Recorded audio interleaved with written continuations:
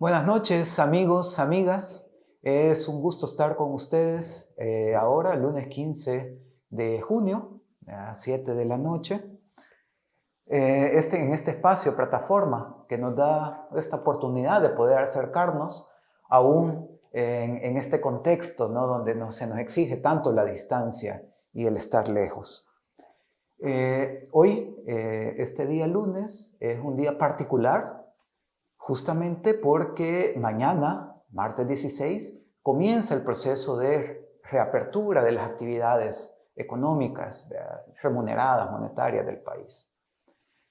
En ese contexto, me parece importante iniciar este día diciendo que tengamos todas las precauciones, que actuemos desde la precaución, cuidémonos y cuidemos a quienes nos rodean.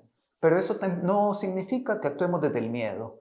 Hay que tener mucho cuidado porque si le damos mucho campo al miedo, el miedo a veces nos puede hacer tomar malas decisiones. Entonces, sí desde la precaución, sí desde el cuidado, pero sin miedo, sin alarma. Bueno, antes de seguir, me presento. Mi nombre es José Luis Magaña. Voy a estar acompañando este espacio y vamos a estar compartiendo este espacio con ustedes todos los lunes a las 7 de la noche. Y pueden, en este espacio, plataforma, que pueden buscar las redes sociales, ¿verdad? Para que podamos un poco ir interactuando en ese proceso. Comentarles también que soy economista. Entonces, mucho de lo que habremos acá, de todos los temas que vamos a estar discutiendo, van a girar en torno a eso, a la economía. Pero aquí vamos a hacer una tarea, vamos a hacer, o nos hemos planteado un reto, que vamos a ver qué tanto se nos plantea difícil o no. Y es que muchas veces, cuando los economistas o las economistas hablamos de economía en la televisión o en espacios académicos o en general, muchas veces empezamos a hablar, ¿no? que la economía en los últimos años ha venido creciendo alrededor del 2.5% del PIB, y eso a veces es incluso arriba de el crecimiento potencial, que es de alrededor del 2.2%, según lo estima el Fondo Monetario Internacional, y que en el contexto actual de la emergencia se nos plantea que la tasa de crecimiento del PIB puede caer alrededor del 5.4%, según las estimaciones del Fondo Monetario Internacional, y hay algunos organismos que plantean el 6-7% de caída en el PIB, que ya se puede ir viendo en la caída del 50% de las exportaciones o del 41% de las importaciones en el mes de abril, en una variación interanual. Y entonces nos enredamos con este montón de números y cifras que muchas veces no los logramos aterrizar. Entonces, en este espacio que vamos a estar compartiendo, vamos a intentar hacer esa tarea de traducir un poco todos estos números, de sacar esta discusión de estos campos que a veces parecen que son discusiones solo de expertos, solo de expertas, solo de políticos, de políticas que están allá en los funcionarios, en Casa Presidencial o en la Asamblea Legislativa, y que podamos nosotros y nosotras también participar en estas discusiones.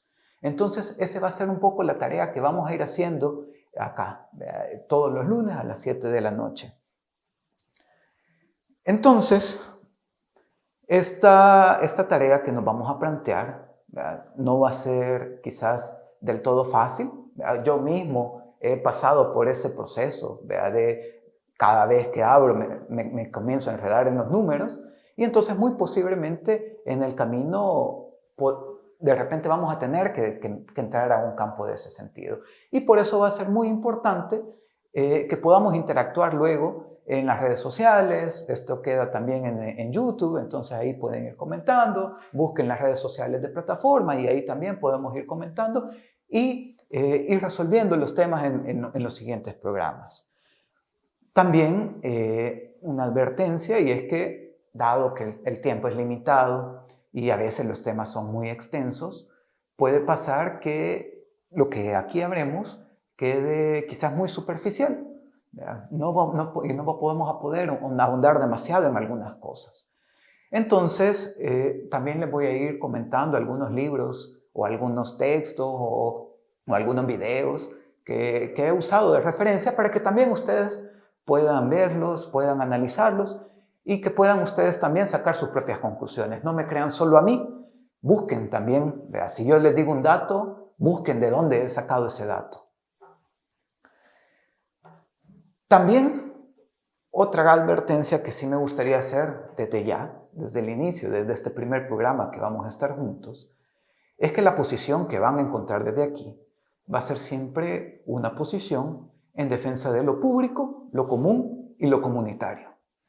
Entendiendo público, no solo los espacios de instituciones públicas, o no solo lo que se puede entender como gobierno o Estado en la manera más institucional, sino entendiendo lo público como esos espacios que compartimos con los otros, con las otras, ¿no? Como los espacios públicos, los parques, ¿no? Entonces, siempre vamos desde este espacio a tener una perspectiva de defensa de lo público, lo común y lo comunitario.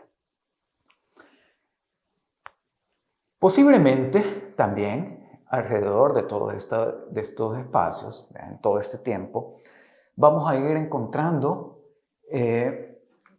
más preguntas que respuestas a veces. Y de repente eso está bien, porque en este mundo que va tan rápido, que nos exige siempre estar teniendo resultados, estar presentando éxito y que el éxito es tener respuestas, entonces ese ritmo tan rápido a veces nos hace olvidar cosas sencillas que si las analizamos también tienen una gran importancia. Cosas sencillas como ¿qué? Les decía, puede que encontremos más preguntas que respuestas. Y es que si nos damos cuenta, si nos ponemos a pensar un poquito, creo que esto es de lógica, para que haya una respuesta, antes debe de haber una pregunta, ¿no? Y esto es importante, porque entonces el tipo de respuesta que podemos ir teniendo va a depender mucho del tipo de preguntas que nos hacemos. Por ejemplo, si yo veo a un amigo, a una amiga, y lo veo en la calle y de repente lo veo medio tristón y le pregunto, ¿está bien? ¿Qué me puede contestar? Ahí le estoy dando dos respuestas que me puede dar, sí o no. O sea, estamos dando respuestas cerradas. Si yo hago esa pregunta, ¿está bien? En cambio, si cambiamos la pregunta y en lugar de preguntarle, ¿está bien?, le preguntamos, ¿cómo te sentís? Entonces eso abre el abanico de posibilidades de respuesta, porque ahora ya no es un sí o no. Ahora me puede decir, estoy triste, estoy alegre, fíjate que estoy enojado, ¿no? Entonces ya abrimos este abanico de opciones dependiendo de la pregunta que hacemos. Y que incluso puede generar otros procesos, otras conversaciones más allá. Esto del tipo de preguntas también lo podemos ir viendo en cosas más grandes. Por ejemplo, podemos preguntar, o se puede preguntar si la Tierra, el planeta Tierra, es plana, la Tierra es plana o es redonda. Y de nuevo, damos una pregunta con respuestas limitadas. Estamos diciendo dos opciones, o es plana o es redonda, ¿no? Y podemos incluso empezar peleas y debates, discusiones de por qué la Tierra es plana o la Tierra es redonda. ¿Qué pasaría si cambiamos la pregunta? Y si en lugar de preguntar si la Tierra es plana o redonda, nos preguntamos cómo podemos determinar la forma de la Tierra. Y entonces nuevamente abrimos las posibilidades de respuestas de las que podemos dar. Porque ahora ya no solo podemos decir es plana o es redonda, sino que estamos abriendo el campo de las formas, de cualquier otra forma. Y de hecho nos damos cuenta, si nos vamos a ver todos los estudios científicos, que en general la Tierra ni es plana ni es redonda. La Tierra es esférica, sí, pero achatada en los polos, más larga en los ecuadores, y que depende también si la queremos medir con la superficie del océano o solo la queremos medir la topografía de la Tierra, entonces va a cambiar la forma. Entonces, al cambiar la pregunta, cambiamos también las posibilidades de respuesta que podemos ir dando Y cambiamos también la forma en cómo vamos a abordar esas discusiones. Porque entonces ahora ya no se trata de pelearnos si la Tierra es plana o es redonda, sino que se trata de cómo podemos juntos descubrir y juntas descubrir qué forma tiene la Tierra. Y estas preguntas, ¿verdad? Esto de las preguntas, ahora también se ha puesto un poco de moda, ¿verdad? Porque hay una pregunta que ha salido con esto de la COVID, de la pandemia, y se trata de la pregunta que no solo ha pasado acá, que no solo ha sido aquí, sino que se ha venido discutiendo también en otros países, en otros espacios. Y se trata de la pregunta sobre a qué hay que darle, qué hay que salvar, la salud o la economía, ¿no? Veamos otra vez esa pregunta. Nos estamos preguntando entonces la salud o la economía. Y si vemos igual lo que pasaba con las otras preguntas que nos hacíamos, otra vez en esa pregunta estamos dando posibilidades limitadas de respuesta, ¿verdad? Porque solo estamos diciendo salud o economía. E incluso, si nos detenemos un poquito más a ver esa pregunta, nos damos cuenta que no solo nos limita a esas dos categorías, sino que además esas dos categorías, salud y economía, no se están abordando completamente, porque no se está abordando toda la salud, por un lado. No se está abordando, por ejemplo, toda la salud nutricional de tener una alimentación adecuada y suficiente. No se está abordando el tema de salud que permite tener agua potable, de calidad, disponible, suficiente. No se está abordando el tema de salud de otras enfermedades que hemos tenido, como el dengue, el chikungunya. Eso ahorita no está en la discusión. No se está hablando de salud sexual o reproductiva tampoco, sino que se está reduciendo el tema salud a no enfermarse de COVID, no contagiarse de COVID, ¿no? Entonces, no estamos hablando de salud, sino que estamos hablando de no contagiarse de COVID. Y por el otro lado, tampoco se está hablando de toda la economía. Se está hablando de un espacio particular de la economía. ¿Y cuál es ese espacio particular del que se está hablando? Se está hablando de la reapertura de los circuitos de acumulación de capital, ¿verdad? Y de la acumulación capitalista de la tasa de ganancia, ¿verdad? Y lo que se gira alrededor de ello, ¿verdad? Esa es la discusión que estaba también cuando se hablaba de economía. Tampoco entonces estaba hablando de toda la economía, sino del proceso de acumulación capitalista. Entonces, ni salud estaba hablando de toda la salud, ni la economía estaba hablando de toda la economía. Hagamos, ¿qué pasaría otra vez si hacemos el ejercicio de cambiar la pregunta? Y entonces, no preguntarnos salud o economía, sino preguntarnos cómo construir una economía para la vida. Porque nuevamente, esa pregunta nos abre las posibilidades, nos abre la capacidad de respuesta. Ya no nos limita a una o la otra, sino que nos dice, hay otras formas de abordar la economía.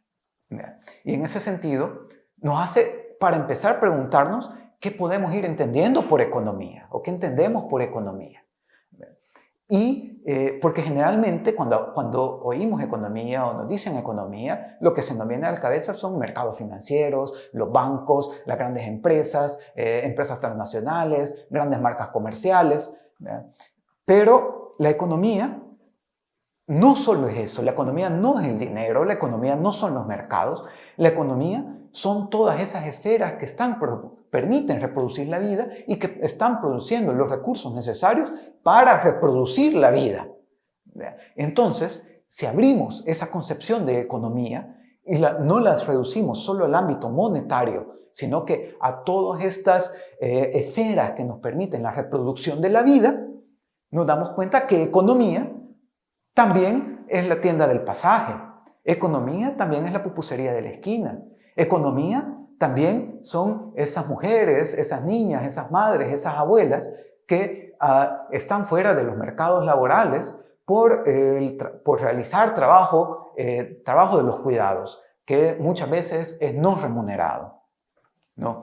Entonces, podemos ir entonces al abrir este campo de cómo entendemos la economía, podemos ir entonces también dando otra forma de entender la economía y incorporar otros elementos que nos permitan ir haciendo esta discusión de cómo construir una economía para la vida, que no se limite o no se restrinja a entender a la economía como los circuitos de producción capitalista y poder poner en el centro, no la tasa de ganancia, sino la reproducción de la vida.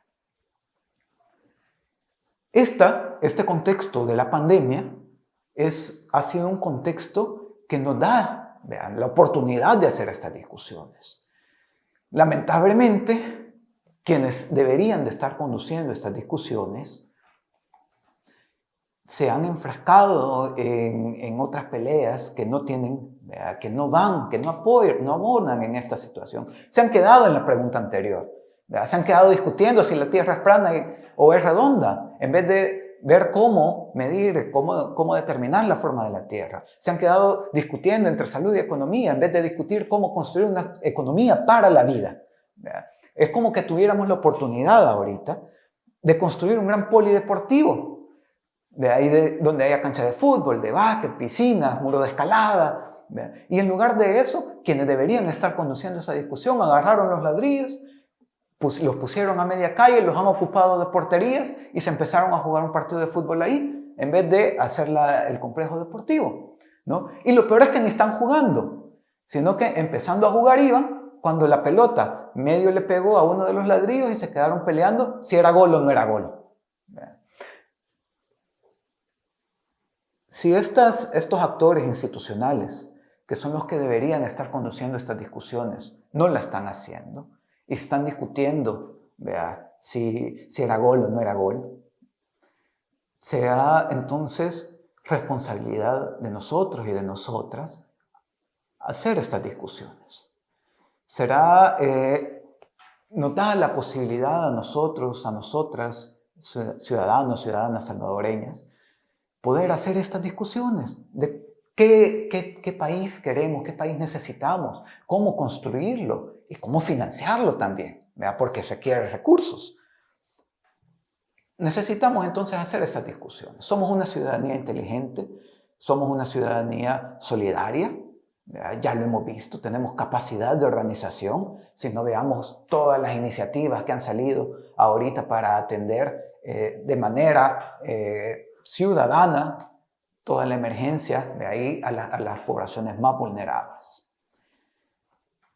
Y para terminar este primer programa que tenemos, quisiera compartirles, porque les decía, la economía no solo son los mercados, sino también estos otros espacios que nos permitan también aprender. Y les voy a compartir una historia de este librito que se llama Cuentos Otros, que es de las comunidades indígenas del sur de México. El cuento se llama La historia de los otros. Dice: contaron los más viejos de los viejos que poblaron estas tierras que los más grandes dioses, los que nacieron en el mundo, no se pensaban parejos todos, o sea, que no tenían el mismo pensamiento, sino que cada quien tenía su propio pensamiento y entre ellos se respetaban y se escuchaban. Dicen los más viejos de los viejos que de por sí así era, porque si no hubiera sido así, el mundo nunca se hubiera nacido, porque en la pura peleadera se hubieran pasado el tiempo los dioses primeros, porque distinto era su pensamiento que sentían. Dicen los más viejos de los viejos que por eso el mundo salió con muchos colores y muchas formas, tantos como pensamientos había en los más grandes dioses, los más primeros. 7 eran los grandes dioses y 7 los pensamientos, que cada uno se tenía, y 7 veces 7 son las formas y colores con los que vistieron al mundo. Me dice el viejo Antonio que le preguntó a los viejos más viejos que cómo le hicieron los dioses primeros para ponerse de acuerdo y hablarse si es que eran tan distintos en sus pensamientos que sentían.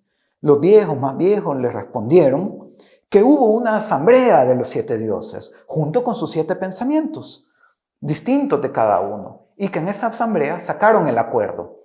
Dice el viejo Antonio que dijeron los viejos más viejos que esa asamblea, los que nacieron en el mundo, fueron mucho tiempo antes del ayer, que mero fue en el tiempo que no había tiempo todavía, Y dijeron que en esa asamblea cada uno de los dioses primeros dijo su palabra. Y todos dijeron, mi pensamiento que siento es diferente al de los otros. Y entonces se quedaron callados los dioses porque se dieron cuenta que cuando cada uno decía los otros, estaba hablando de otros, de diferentes.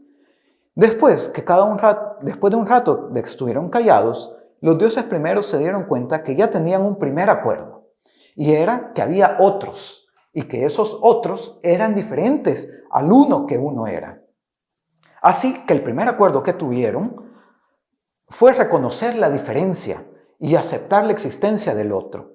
¿Y qué remedio les quedaba si de por sí eran dioses todos, primeros todos? Y se tenían que aceptar porque no había uno que fuera más o menos que los otros, sino que eran diferentes y así tenían que caminar. Después de ese primer acuerdo, siguió la discusión.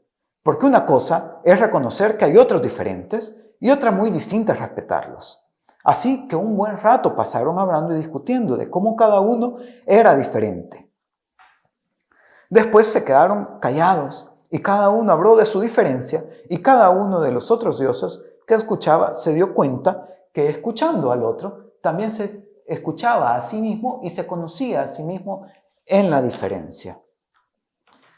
Y ese fue el segundo acuerdo, que en la diferencia nos podemos conocer a nosotros y nosotras mismas. Y dice el viejo Antonio que luego se dieron a la bailadera y a la fiesta, ¿no? Y bueno, con esto nos despedimos. Nos vemos el próximo lunes para seguir un poco discutiendo sobre economía.